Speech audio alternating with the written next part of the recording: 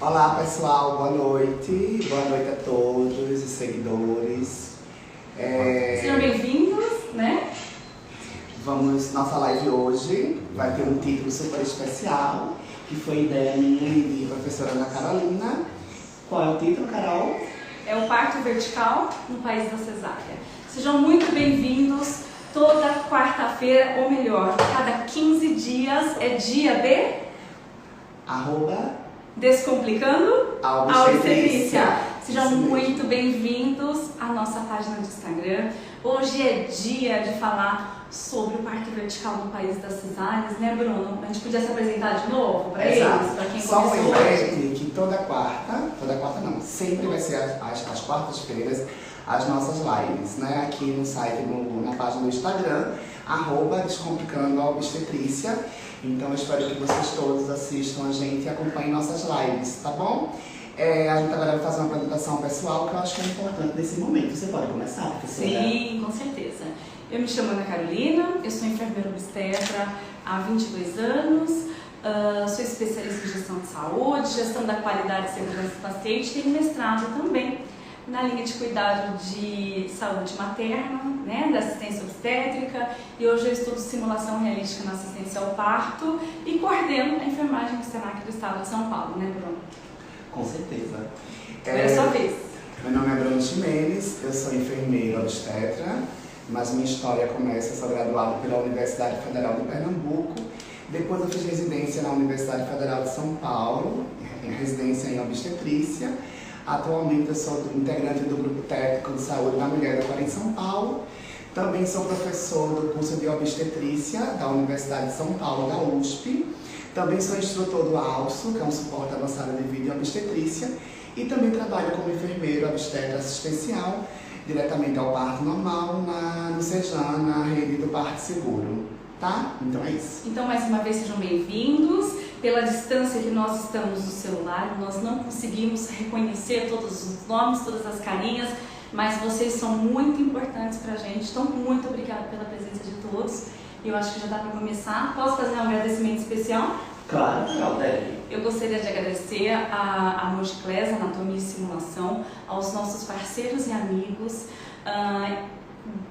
A parceria dele dessa empresa fez com que essa live fosse possível, porque para falar de parto vertical, só os melhores simuladores são possíveis, né? Então eu agradeço de coração por todo o acolhimento e pela preocupação que essa empresa tem em desenvolver e entregar os melhores simuladores para as melhores práticas obstétricas, né? Eu também quero agradecer também a Mojiclés, né, por ser referência também, tanto como centro de simulação, como também uma empresa muito compromissada com a saúde do nosso Brasil. Então eu quero agradecer muito a Mojiclés por essa parceria junto comigo e a professora Ana Carolina. Exatamente. Um beijo no coração de vocês, a todos da Mojiclés, tá bom? Vamos começar? Vamos começar. Vamos lá.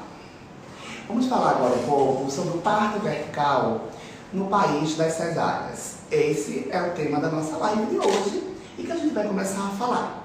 Então, o primeiro ponto que eu, quero questionar é a questão da história do parto vertical. Como aconteceu os primeiros partos verticais, se era realmente uma posição adotada pela mulher na antiguidade. E aí, Carol, você pode falar um pouco da história do parto vertical pra gente? Sim, Bruno. Quando a gente fala sobre a verticalização do parto, ou seja, pela posição vertical dessa mulher no trabalho de parto, a gente volta nos nossos antepassados, né? Então a gente volta para outras civilizações, a gente olha assim para as culturas, porque a verticalização do parto não é algo novo. Embora os manuais técnicos da Organização Mundial de Saúde, embora os protocolos assistenciais de assistência ao parto tragam hoje as melhores práticas baseadas em evidências quando se trata da verticalização, e a gente vai falar daqui a um pouquinho sobre os benefícios dela, isso já é muito antigo. Ou seja, no século XVIII, as mulheres já preferiam o parto vertical. Então, olha quanto tempo a gente já fala sobre o parto vertical. Ela sempre foi a primeira escolha para a parturição. E por falar em escolha, é importante a gente deixar claro que a escolha do parto é uma escolha da mulher. e que é claro que o parto vertical ele traz sim os seus benefícios, nós vamos apresentá-los daqui a pouco para vocês, nós vamos discuti-los, né? Porém, a escolha do parto é da mulher. Então, algumas mulheres elas optam por um parto deitada, por um parto na horizontal, por um parto sob outras posições. Então, quer dizer que a humanização do parto, ela não carrega só a posição do parto, ela carrega uma série de outros fatores, né? Uma série de outras práticas, uma série de outras boas práticas de atendimento obstétrico. Eu falo, sabe por quê? Porque uma vez nós fizemos uma simulação e nós fizemos uma simulação de um parto deitado. E aí as pessoas o tempo inteiro me questionavam: por que o parto deitado se você fala de boa prática? Falar de boa prática é falar de respeito. Falar de boa prática é falar de escolha, é falar de humanização. Algumas mulheres, nós somos parteiros, né, Bruno? E quantas mulheres pretendem ou decidem parir deitadas? Então é claro que a posição é a posição da escolha dela, não é a melhor posição do profissional que assiste o parto. E só lembrando, assim, dando uma entrada aqui também, lembrar sempre que quando você impõe essa mulher a adotar a posição que você, profissional, quer, você está violando o direito dela de decidir como ela quer parir. Então também você influenciar ou você induzir a mulher a tomar uma posição, também a gente não concorda, a gente concorda, né, Carol? A gente adota a posição de livre escolha da mulher, assim como é recomendada pela Organização Mundial de Saúde e pelo Ministério da Saúde. Exato. Então, quando a gente pensa em verticalização do parto, a gente já fala de uma civilização muito antiga, a gente fala da cultura indígena e a gente fala que essas mulheres preferiam sim parir nessa posição vertical. E no século XX houve mudanças, né? Então, no século XX, conforme o parto começou a ser medicalizado, conforme essas mulheres começavam a ser hospitalizadas ou se tornaram menos importante, ou esse parto acabou sendo quase terceirizado, né? Exato. Quase que terceirizado por um profissional de saúde, a medicalização do parto trouxe muitos benefícios, é claro que trouxe benefícios, tem práticas, nós melhoramos desfechos quando nós, muitas vezes, quando utilizamos práticas baseadas em evidências, mas a medicalização do parto, ela trouxe consigo também a posição horizontal no parto, e aí trouxe sim uma série de malefícios que a gente vai discutir com vocês, mas a gente quer entender e deixar claro que a mulher escolhe a posição que ela deseja. E desde 85, a Organização Mundial já publica que o parto vertical é o melhor parto para a mãe e para o bebê, né, Bruno? Mas eu quero que você fale um pouquinho mais sobre os benefícios do parto vertical. Tá. E retomando o assunto do parto vertical, vamos falar um pouco dos benefícios desse tipo de parto, né? Então, quando a gente defende o parto vertical, a gente tem subsídios, a gente tem estudos que comprovam que o parto vertical ele pode ser uma boa escolha da mulher, né? Se assim, como a gente já falou, e a professora Ana Carolina, se assim ela desejar. Então, quais são os principais benefícios, né, do parto vertical? A primeira coisa que eu sempre falo é que a gravidade, né, por estar em posição vertical, ajuda o bebê a descer mais rápido. Com isso, a gente tem diminuição do tempo do período expulsivo, tá? Então a gravidade, ela é nossa aliada e ela faz com que esse bebê desça mais rápido, porque a paciente está numa posição vertical, né? Isso significa que a gente interfere na biomecânica do parto, é isso? Exatamente. Então, quando a gente fala também em biomecânica do parto, a gente fala também da questão da pelve, essa mobilidade pélvica, a gente tem amplitude do canal de parto e com isso o feto ele tem uma passagem mais fácil por esse canal de parto. E isso também é favorável tanto para a mãe quanto para o feto. Também tem a questão que tem a diminuição, né, Carol? Tem muitas mulheres que relatam, inclusive existem estudos que comprovam isso, que existem relatos na literatura, né, em outros estudos, que diminui a dor severa das contrações no período expulsivo, não é isso, Carol? Isso é muito interessante, né? Porque quando a gente fala que um dos principais motivos do parto normal, hoje relatado pelas mulheres, é o medo de sentir dor, porque é o medo do desconhecido, olha que bacana, se a gente protagoniza essa mulher e se a gente empodera essa mulher para ela escolher uma posição que seja favorável para a melhoria do desconforto dela e o próprio desempenho dela no parto, é isso? E vocês podem notar que quando vocês colocam a mulher em posição vertical, vocês vocês notam melhora na queixa, né? Ela fala que a dor melhorou, que o desconforto melhorou e que esse incômodo ele está realmente amenizado, diminuído, né? Outra coisa importante é que a gente evita de fazer episiotomia, né? Quem tem a prática de fazer epísio, né? Episiotomia, que é aquela abertura que a gente faz no períneo da mulher, que é uma prática desaconselhada, a gente não recomenda o uso de epísio de jeito nenhum, mas o parto vertical evita que você toque no períneo da mulher, porque você não vai ter acesso a esse períneo, ela sentada numa banqueta de parto. Então isso é bom, que serve também de proteção para uma intervenção desnecessária, como a episiotomia no parto. Então o parto vertical protege a mulher da episiotomia. Isso é bem interessante, né, professora Carolina? Sim. E sabe o que eu gosto? Sempre quando a gente fala de parto, meus alunos que já passaram assim, pela nossa história, eles vão sempre lembrar que a gente fala de parto envolvendo 3 fatores: trajeto, objeto e motor. Então quer dizer que o parto vertical ele interfere nos 3 fatores plásticos ou mecânicos do parto. Exato. Né? Ele aumenta o trajeto, né? Ele facilita a descida do objeto, né? E ele também aumenta o motor.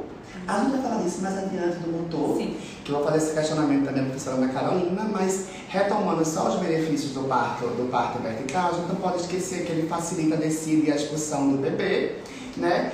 Também a paciente em posição vertical, você aumenta a dilatação, né? O bebê tende a descer, isso pressiona o colo do útero tende a se dilatar. Então a gravidade, mais uma vez, contribuindo para o aumento da dilatação. Também a questão do feto, né, do neonato. Então, a gente tem estudos mostrando que o parto vertical ele melhora o índice de ápera no primeiro e no 5º minuto. E isso é explicado também pela melhora do fluxo útero-placentário. Então, quando a mulher está em posição vertical, o útero dela vai para frente, ela descomprime os vasos, né, que passam, né, justamente na região mediana do corpo, a aorta abdominal, a veia cava inferior, e aí melhora o fluxo útero-placentário, né? Principalmente pela descompressão da veia cava inferior. Então isso melhora também a oxigenação fetal e, consequentemente, a gente não vai ter muita alteração de batimento cardíaco fetal. Então a gente tem uma prevenção também de um desfecho negativo do bebê quando a mulher adota um parto em posição vertical. Então a gente tem menos alteração da vitalidade fetal, a gente mantém a vitalidade fetal do bebê preservada. Isso é muito importante, tá? O que eu acho muito curioso é que na história sempre se pariu de uma forma vertical. As mulheres da cultura indígena parem na vertical, né? E não existiam práticas baseadas em evidências. Quando a gente fala de prática baseada em evidências, a gente fala do século XX. A gente está falando dos principais estudos que evidenciaram essa prática praticamente agora. Então, olha quantos benefícios hoje nós conseguimos enxergar no parto vertical. Ou seja, a contração dela é mais efetiva, né, Bruno? Vamos dar uma resumidinha para o pessoal entender e fomentar esse parto vertical? Vamos falar. Então a gente tem uma contração mais efetiva e menos dolorosa. Dolorosa, exato. Porque em tudo que você descomprime esses vasos abdominais, você vai ter maior biodisponibilidade da ocitocina endógena, aquela ocitocina que é produzida pelo corpo da mulher. E essa ocitocina ela vai se encontrar mais livre no organismo da mulher, vai alcançar os receptores, né, principalmente na musculatura uterina, e vai ter realmente um aumento dessas contrações, se tornando até muitas vezes menos dolorosas e mais eficientes, né? E sabe o que é bacana? Quando a gente fala de ocitocina endógena e a ocitocina artificial, que é exógena, a ocitocina endógena ela é muito mais suportável pelas mulheres, né? Então é muito comum, e já tem estudos que trazem isso, a gente encontrar a experiência no trabalho de parto, quando essa mulher entra em trabalho de parto espontâneo de uma forma muito mais positiva do que aquela quando a gente utiliza a ocitocina artificial. Ou os superotônicos, né? Então, assim, ela suporta, ela é mais suportável, ou seja, se a gente consegue favorecer o trabalho dessa fibra muscular, né? O trabalho desse útero, esse tônus, disponibilizando uma quantidade, uma concentração plasmática maior de ocitocina endógena, por que não? Então quer dizer que a gente interfere em motor, nós interferimos no objeto e no trajeto. Então, trajeto, objeto e motor, eles são modulados pelo parto vertical. Isso é muito interessante para você, profissional de saúde, que está assistindo a nossa live, e também as mulheres que podem querer adotar essa posição no trabalho de parto. A gente fica doido, né? A gente quer falar 50 horas aqui agora. A gente quer falar muito, mas a gente tem tempo. O Bruno, e também falar de parto vertical, nós não estamos falando só do expulsivo. A gente está falando do trabalho de parto. A verticalização dessa mulher no trabalho de parto também. Porque às vezes eu falo, eu disponibilizo uma posição vertical no expulsivo. Mas e durante o trabalho de parto? Qual é a posição que a gente trabalha? Qual que é a posição que a gente fomenta e que a gente estimula para essas mulheres durante todo o trabalho de parto, né? E já que a gente falou de benefícios, né? A gente citou vários benefícios. Agora vamos falar sobre os métodos não farmacológicos para alívio da dor nesse tipo de parto, na qual a mulher adota a posição vertical. Exatamente. E aí, professora Carolina, você tem alguma sugestão? Quando a gente pensa em métodos não farmacológicos, os métodos eles já são conhecidos por todos vocês, né? Então, assim, é amplamente difundido os métodos não farmacológicos. Então, desde do uso da água, né? Ou seja, banhoterapia, que nós temos também a própria massagem, nós temos também todos os métodos que são descritos hoje, a água, a massagem, a respiração, a gente tem o uso da bola. Então, a verticalização, ela permite uma aplicabilidade muito mais fácil quando a gente tem essa mulher numa posição vertical. Porque fazer massagem numa mulher deitada é um pouco mais complicado, principalmente se ela está numa posição horizontal ou numa posição não supina, né? Ou em decúbito dorsal horizontal. Então, quando a gente tem essa mulher verticalizada, ela tem muito mais liberdade de movimento, né? E essa liberdade de movimento, ela permite que a gente massageie aonde ela deseja, aonde incomoda, né? Que a gente alivie tensão muscular, porque isso acaba sendo muito presente durante o trabalho de parto, porque elas têm medo do desconhecido.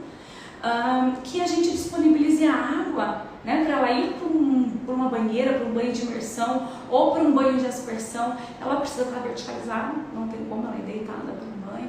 Então, sem dúvida nenhuma, a adoção, a aplicabilidade dos métodos não farmacológicos é muito mais fácil quando essa mulher está verticalizada, na minha opinião e na minha experiência. O que você acha? Também acho. Acho que é muito mais fácil você adotar vários métodos não farmacológicos para o alívio da dor na paciente em posição vertical, seja ela em trabalho de parto ou em parto.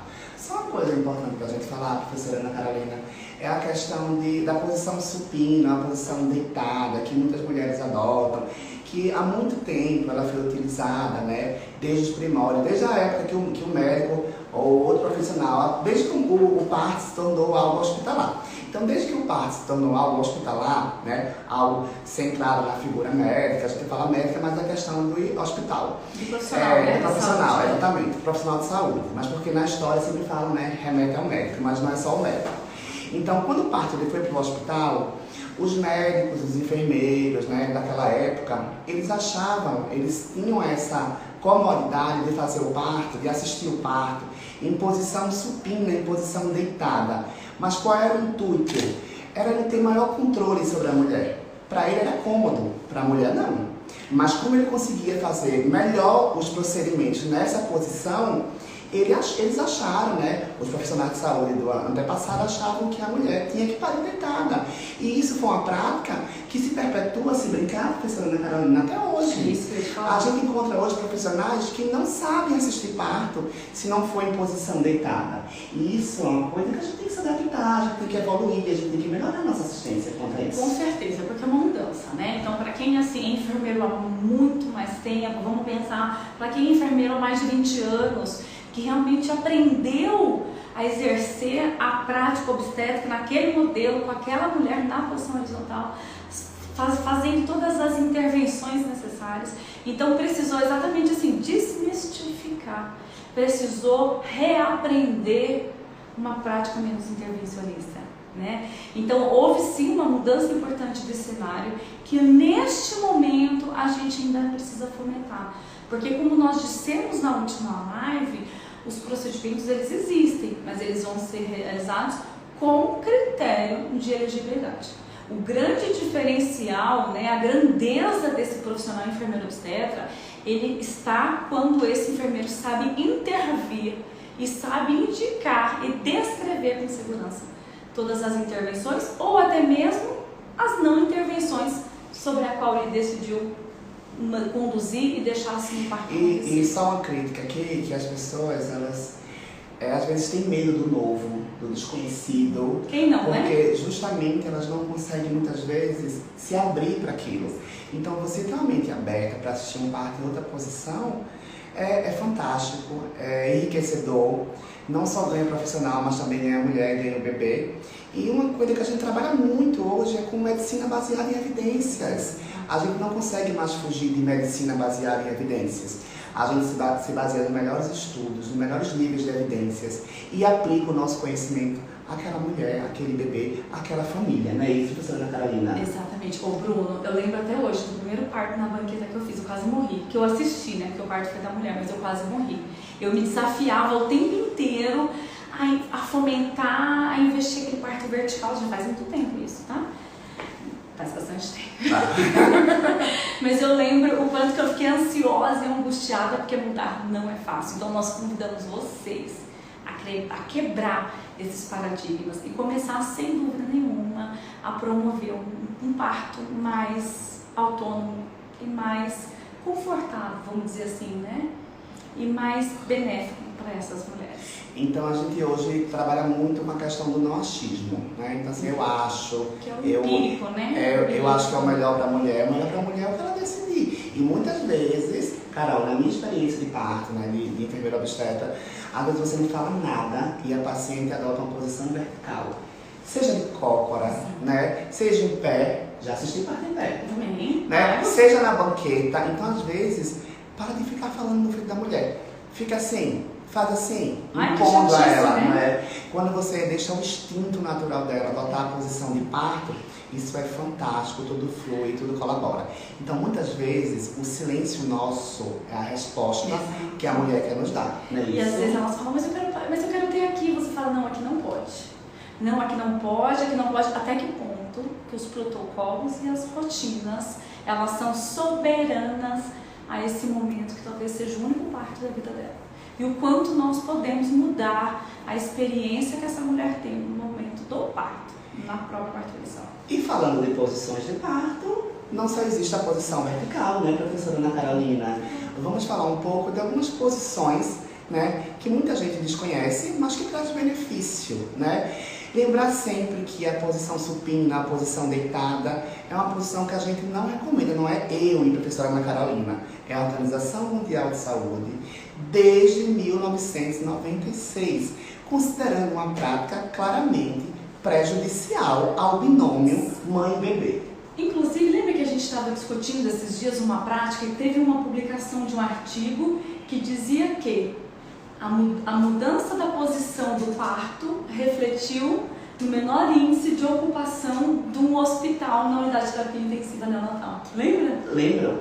Fala um pouquinho dele. Teve um estudo, faz tempo, com 5 ensaios clínicos randomizados, é um estudo não muito recente, é um estudo antigo, mas que foi instituído, foi realizado no começo, né, da obstetrícia em hospitais, e eles mostraram que o índice, né, de internação nas UTIs neonatais diminuía com o parto na posição vertical. Olha só. Justamente, professora Ana Carolina, porque aumenta esse fluxo útero-placentário e aumenta a oxigenação fetal. Isso é muito importante para a gente manter a vitalidade fetal desse bebê. Exatamente, porque essa é a nossa intenção. Bebês nascidos com boa vitalidade, não é? São os bebês felizes, né? Aqueles bebês que nascem livre de qualquer desfecho ruim ou livre de qualquer sinal clínico de uma anóxia ou de algum comprometimento. Então, se a nossa intenção é promover uma boa oxigenação uteroplacentária, a verticalização é uma dica, né? Exato. E vamos falar em posições. Vamos não botar uma posição. supina, exato. Então vamos falar sobre posições não supina. Então, por exemplo, a gente tem a posição de cócora, né, que os indígenas adotam muito, que a mulher hoje em dia ela pode parir né, de cócora, uma posição excelente, posição vertical, né, ela tem um aumento também do diâmetro antero-posterior da pelve, isso também facilita, né, a saída do bebê com mais facilidade. A gente tem a posição de quatro apoio, ou posição de gasque, que a gente chama, que é aquela posição de gatinhas, de quatro apoios em cima da cama, que também é uma posição excelente para aumentar os diâmetros, né, principalmente esse diâmetro antero-posterior, que faz diferença na descida e rotação fetal. A gente também tem um decúbito lateral, né, quando a paciente fica quer parir de lado. Isso é ótimo também, porque de todo jeito ela está ampliando essa pelve, né? Ela está livrando aquele ossinho que fica atrás chamado cóccix e o sacro. Em tudo que ela amplia, ela levanta esse sacro, esse cóccix, ou então ela deixa livre, tem um aumento do diâmetro da pelve. E isso é muito interessante. E o estreito inferior, né? Exato. Então, quatro apoio, decúbito lateral esquerdo, posição de cócora, tem a semi-sentada também. Então tem paciente que não tem perfil, então não quer ficar sentada no banquinho. Você pode transformar aquela cama numa posição semi-sentada, 30 graus elevada a cabeceira. Então você pode fazer com pouco recurso um parto respeitoso e um parto humanizado. Não é isso que você está falando? Exatamente. Por isso que nós começamos a falar que a humanização do parto ela não está diretamente relacionada única e exclusivamente à posição adotada. Não é verdade? Só lembrando aqui, uma coisa bem interessante é que o parto vertical, ele é um parto hoje que vem sendo adotado por muitas mulheres, tá? Então, como a OMS recomenda há muito tempo, né, sobre mudanças de posição na assistência ao parto, já é um assunto bem discutido na literatura científica, eu acho que o profissional deve desencorajar. Ele não deve proibir a mulher de parir deitada, mas ele deve desencorajar a ela adotar a posição deitada, pelos inúmeros malefícios, né, que a gente já sabe, né? Mas tem mulheres, né, doutora Ana Carolina, que vão optar por parir deitada. Mas sabe que também é valioso a gente lembrar, Bruno, que quando ela permanece durante o trabalho de parto verticalizada, caminhando, fazendo agachamento, indo para um banho, usando a bola, na maior parte das vezes elas escolhem por parir sentada. Exato. Né? É aquela mulher que acaba escolhendo mais para vivenciar um expulsivo na posição horizontal, acaba sendo aquelas mulheres que passaram o trabalho de parto inteiro deitadas e realmente elas não se sentem capazes de parir em outra posição. Então, isso também é algo que a gente pode trabalhar, né? Então, a gente não consegue impor a posição, porque a decisão é dela. Mas se a gente estimula e mostra o quanto que é melhor e o benefício que essa posição, a verticalização durante o trabalho de parto traz para ela começa a entender qual é a mudança e como ela se sente mais confortável. Isso é o grande segredo. Outra coisa importante para a gente finalizar essa parte agora, esse primeiro bloco da gente, é a questão que quando você adota a posição não supina, então você encoraja essa mulher a andar, a deambular, a ficar em posição vertical, você também previne distócias, né? Então algumas distócias muitas vezes são ocasionadas porque a paciente fica restrita no leito, deitada, então não tem amplitude pélvica, o feto não consegue se encaixar direito E não faz a rotação. e aí não faz a rotação, e aí a gente tem distócias. E aí exige mais da mulher, você não acha? Também sabe aquele parto moroso, que a mulher fica cansada e exausta? Então assim, ela fica cansada e exausta porque às vezes ela ficou deitada. Então exigiu muito mais do motor dela para que aquele trabalho de parto progredisse. Então a verticalização, ela melhora até a exaustão materna, porque a gente usa a gravidade a favor do parto. Tá, então... E aí, a gente então, daqui a pouco vai começar a responder algumas perguntas para vocês. A gente tá vendo um monte de comentáriozinho. Daqui a pouco a gente começa a responder. A gente vai ter um prazo, um período de perguntas. Opa! Tá ouvindo? Barulho de ambulância. Eita, E aí, Carol?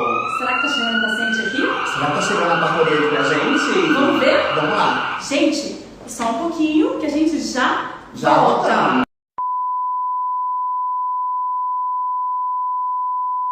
Já trouxe a nossa paciente, Carol. Tudo bem? A música a gente vai abaixar um pouquinho, tá bom, meu amor? A música tá muito alta, né? Michelle. É sua primeira bebê? É. É? Como vai chamar? Alice. Alice. E você como chama? Rafael. Rafael. Você tá nervoso, Rafa? Morrendo de medo. Eu tô mais nervoso do que eu. Tá tudo bem, meu amor. Ó, a hora que você tiver com dor, você vai encher o peito de ar como se fosse cheirar uma flor e soprar uma vela. Tá bom? Meu nome é Bruno, tá? O dela é Ana Carolina. Nós somos enfermeiros obstetras, estamos aqui para ajudar você. Tá bom? Você quer adotar essa posição no parto? É assim que você quer parir? Tô confortável. Tá bom assim? Tá. Tá bom? Pra você também, tá bom? Toda hora que você tiver dor, a sua barriga ficar dura, você enche o peito de ar e solta. Tá bom?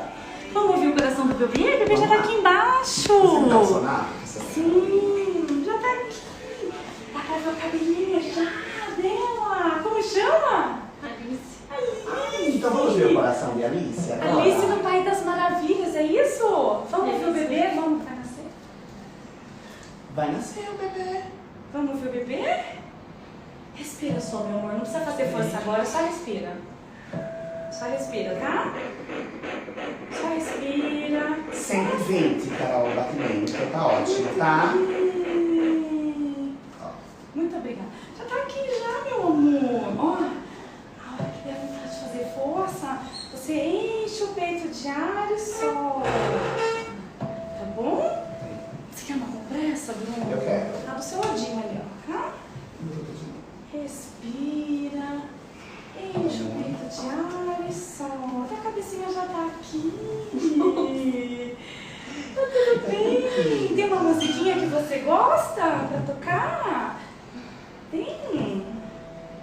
Relaxa, respira. Aqui já. Muito bom. Ó, música especial pra você. Ah lá. Muito bem. A Alice já tá aqui já. Muito bem. Só mais um pouquinho, Alice, deixa aqui nos seus braços, Isso tá aqui, bom? tá bom? Pra você guardei o amor Vem, que pegou nunca você. soube, amor que te vive sem me deixar, sente sem conseguir provar, entregar Isso. e repartir.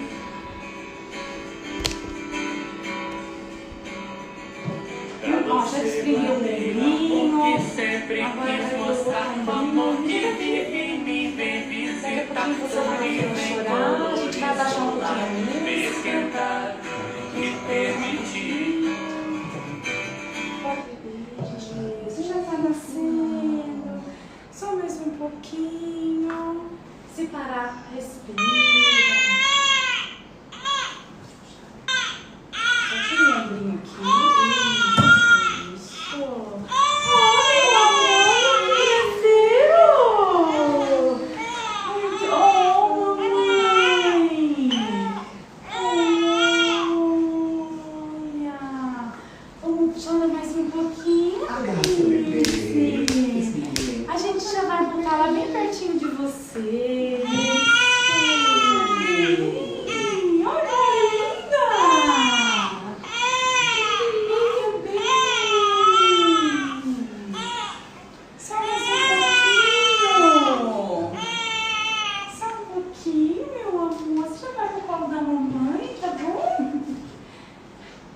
Eu acho que ela parece com o Rafael. Parece, né? Eu acho que sim. Tá feliz? Tô feliz.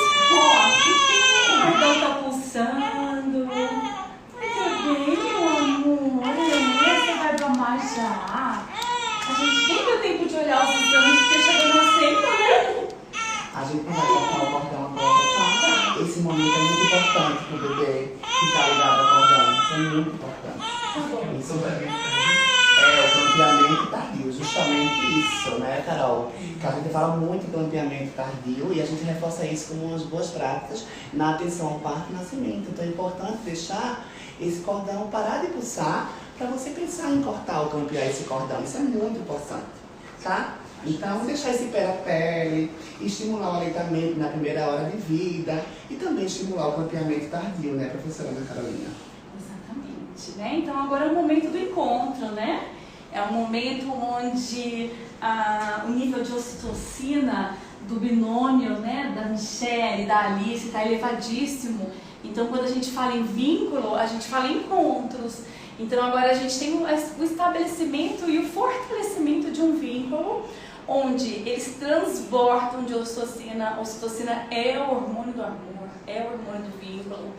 A Michelle chegou praticamente no final do período de dilatação, no final do primeiro período clínico do parto. Então, ela já chegou praticamente em período expulsivo, né? Mas eu acredito demais nesse serviço, e esse serviço aqui trabalhou muito ela lá fora. Por isso que ela já chegou parindo. Ela teve como escolha o parto vertical. Por decisão dela, pela posição que ela adotou, ela chegou no hospital, né? Numa fase bem avançada, né? Então ela foi bem orientada, o que era realmente uma fase ativa do trabalho de parto. Então é importante a paciente realmente ser internada na fase ativa do trabalho de parto. Vai ter muito mais sucesso de ter um parto espontâneo, natural, sem desfecho negativo nem para a mãe, nem para o bebê. E prevenindo o mais importante, que são as intervenções desnecessárias. Exatamente, exatamente. A gente já consegue observar alguns sinais de dectação, dentre eles, né? Então a gente consegue já observar o sangramento, a gente já consegue observar a descida do cordão. Eu estou ajudando ela um pouquinho na posição, Bruno, você pode mostrar para eles o sinal de dectação? Posso. Só para eu poder falar um pouquinho? Então, a gente vai ver, né? A gente sempre tem que olhar para o bebê, mas a gente também tem que pensar nessa mãe, né? É nessa hora que a gente está dando a dectação que a mulher pode sangrar muito, né? Então a dectação ela também tem que ser acompanhada. O Ministério recomenda 30 minutos. Tem algumas literaturas que recomendam você ficar esperando a placenta sair em até 1 hora, mas a Conitec de 2017 ainda fala 30 minutos, né? De dectação. Então o tempo que eu espero essa placenta sair, a gente chama de dectação ou secundamento. Tem muito livro que ainda fala em secundamento. Então, a gente fala muito em manejo ativo, né? Manejo ativo do 3º período. Então, justamente é isso, a tração controlada do cordão, né? 10 unidades de ocitocina no vasto lateral da coxa, né? E justamente observar esses sinais de descolamento da placenta. Funcionadinha? Eu só vou dar uma...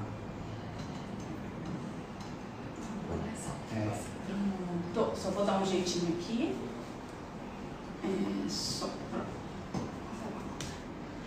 Pronto. E aí a placenta, não tem problema se a placenta ficar ligada. Ó. Ela vai sair, né? Você pode fazer a manobra de Jacob, que é uma manobra que você faz em sentido horário. E você pode deixar a placenta perto da mãe, se você quiser deixar o cordão ligado na placenta, se assim a paciente puder para desejar. Ou você pode fazer agora justamente o campeamento, que a gente não vai mostrar o campeamento aqui, né?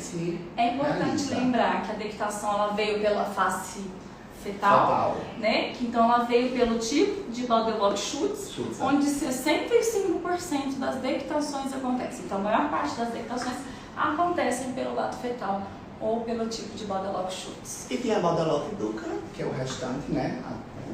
A minoria, mas que geralmente quando você vê que uma paciente está numa dectação sangrando muito, com volume aumentado de sangramento, tem uma probabilidade da forma da dectação ser pela face materna. Então é Baudelot-Duca, que a gente até fala do cão, né? Porque é a fase, porque sangra. É importante nesse período, né? Então iniciamos o 4º período clínico agora, avaliar períneo, sua ovilaceração.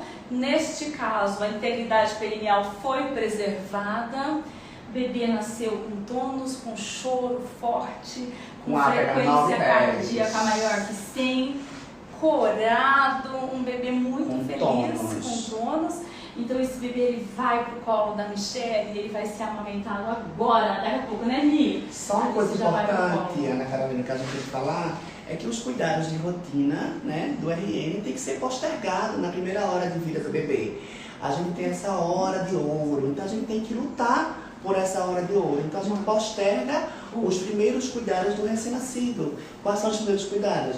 Então vacina, vitamina K, o credil ocular, né? Que algumas pessoas fazem, né? Por opção, muitas vezes é rotina do hospital, né?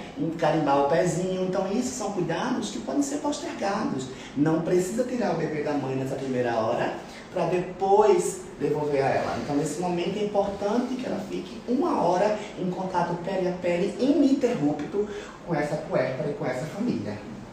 Bebê e mamãe passam bem, pai melhor ainda, mais uma família transformada, mais uma mulher transformada em mãe e mais um homem transformado em pai. E uma família que renasceu. Exatamente. Esse é o nosso papel, né, gente? Agora fez tudo. Tá bom? A Michelle vai ser transferida agora, ela vai pra marca para poder descansar um pouquinho, né, Mi? Só um pouquinho. A gente vai, inclusive, mudar de sala agora, gente, só um pouquinho. Só um pouquinho. Tá? Só um minutinho, a gente já volta. Voltamos! Agora vamos ter... Vamos salvar a live, já tá salva! Vamos ter agora 10 minutos, só 10, porque senão a live vai ser cortada, porque é o tempo da live.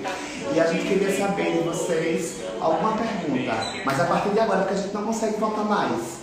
Tem alguma pergunta, algum anseio, alguma dificuldade encontrada na assistência ao parto que vocês queriam relatar pra gente? Eu vejo.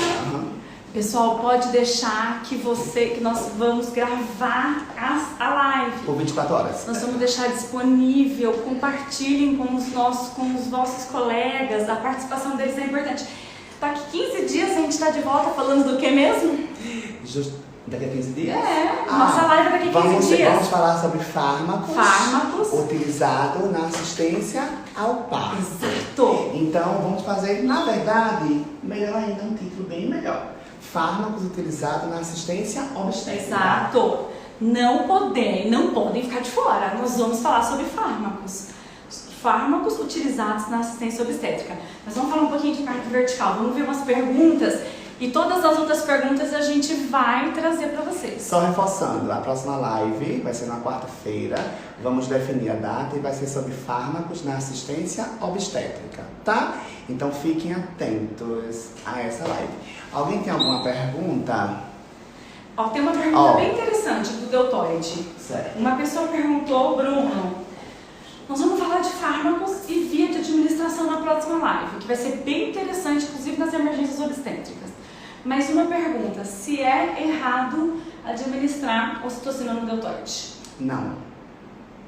Exatamente. Por quê? Não. Porque a gente vai utilizar o mesmo cuidado de absorção que a gente tem para qualquer outra administração via intramuscular.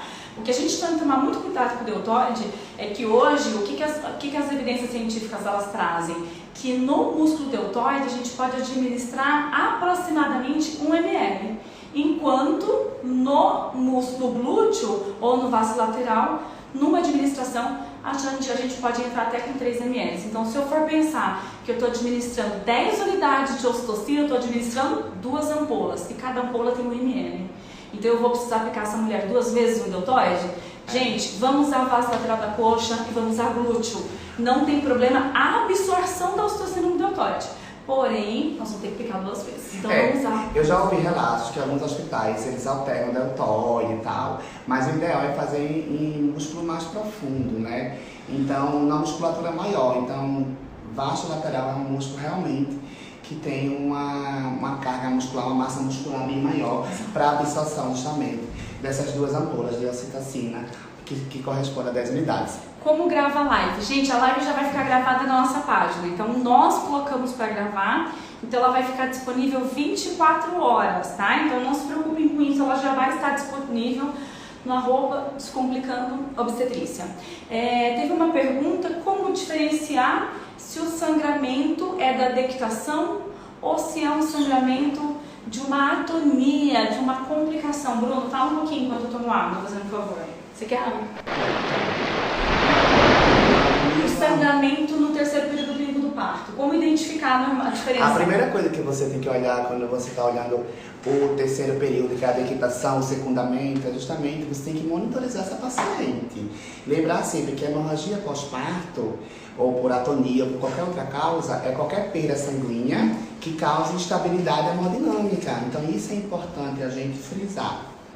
tá? Então, se você tem uma instabilidade hemodinâmica com um sangramento aumentado na decretação, você está diante de hemorragia pós-parto. Agora, se for um sangramento, né, que realmente não causa instabilidade, que a paciente esteja bem, que você monitore, está com sinais vitais realmente estáveis, você pode continuar.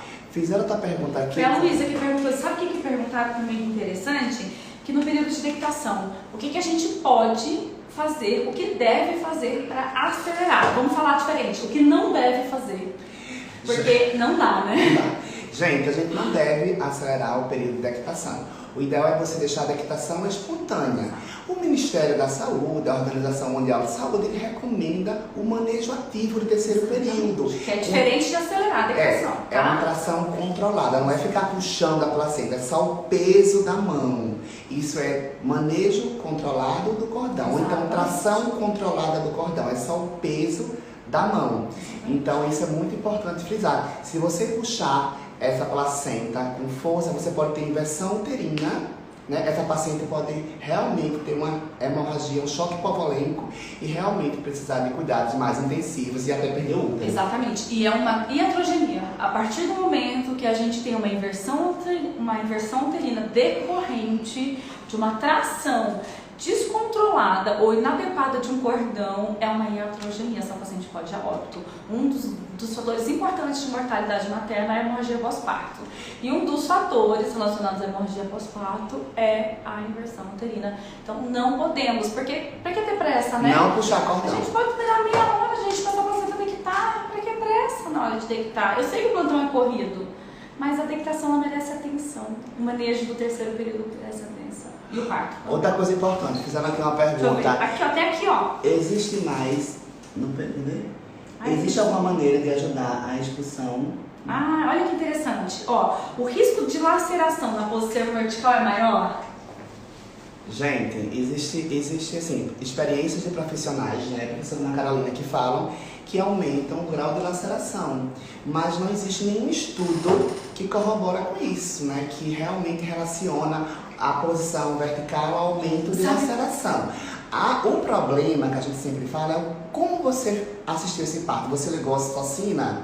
Ok, é um fator para aumentar a laceração.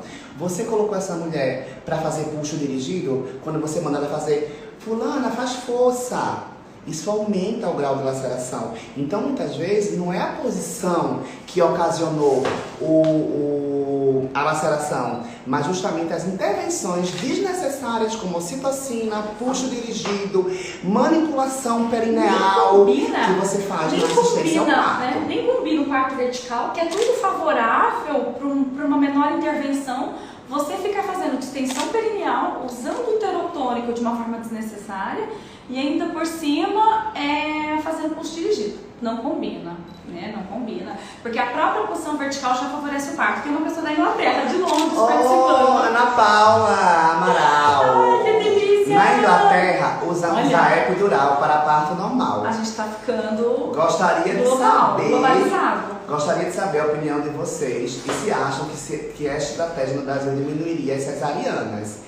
É quando eu falo, quer falar sobre a analgesia no trabalho de parto, no parto normal? Eu vou falar bem rápido, depois você fala, porque senão a nossa live vai cair. Vai cortar. Gente, vamos lá. A primeira coisa é critério. A partir do momento que a gente começa a usar a analgesia, a gente tem que pensar em critério. No Brasil também existe analgesia, né? Então, no nosso país também existe analgesia e ela é muito bem feita. O que nós não podemos é colocar todo mundo no mesmo pacote. Se eu continuar usando rotineiramente analgesia para todas as mulheres, obviamente a gente vai aumentar o índice de outros tipos de parto que também são partos cirúrgicos. Então, a primeira coisa é reconhecer qual é o limiar de dor e de desconforto de cada mulher. Segundo, utilizar os métodos não farmacológicos. Mas por trás de uma analgesia tem o preparo dessa mulher para o parto. O quanto que essa mulher brasileira ela está disponível e preparada pela equipe de pré-natal, empoderada para um parto vaginal. Porque o parto dói, a cesárea também dói, o pós-operatório dói. Mas é lógico, se a gente tem critério para usar analgesia, sem dúvida nenhuma, e se a gente tem isso muito mais disponível, principalmente no serviço público, sem dúvida nenhuma, isso seria um fator bem positivo para as nossas mulheres também. Só lembrando que a analgesia peridural, que utilizam no trabalho de parto, no parto ela pode ser uma faca de dois gumes, né? Ela pode ter os dois lados da moeda. Então, muitas vezes ela pode alterar a vitalidade fetal, né? E ela também pode induzir, ela pode facilitar um parto operatório, um parto assistido. Não é isso? Então, que isso fique bem claro que assim, se a mulher puder utilizar métodos não farmacológicos para alívio da dor, sempre vai ser a melhor saída. Só que a gente também tem que respeitar o limiar de dor dessa mulher. E muitas dessas mulheres vão preferir a analgesia peridural.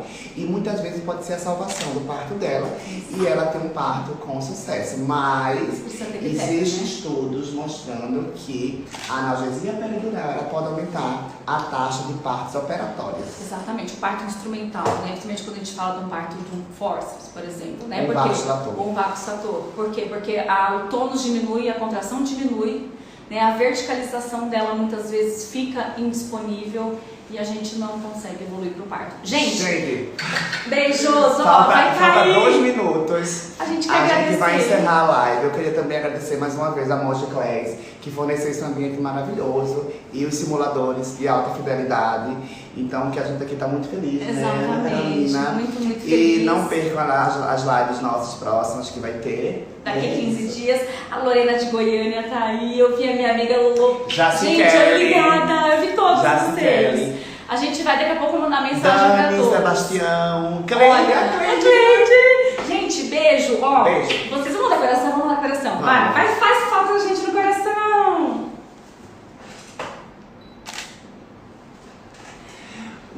Beijo.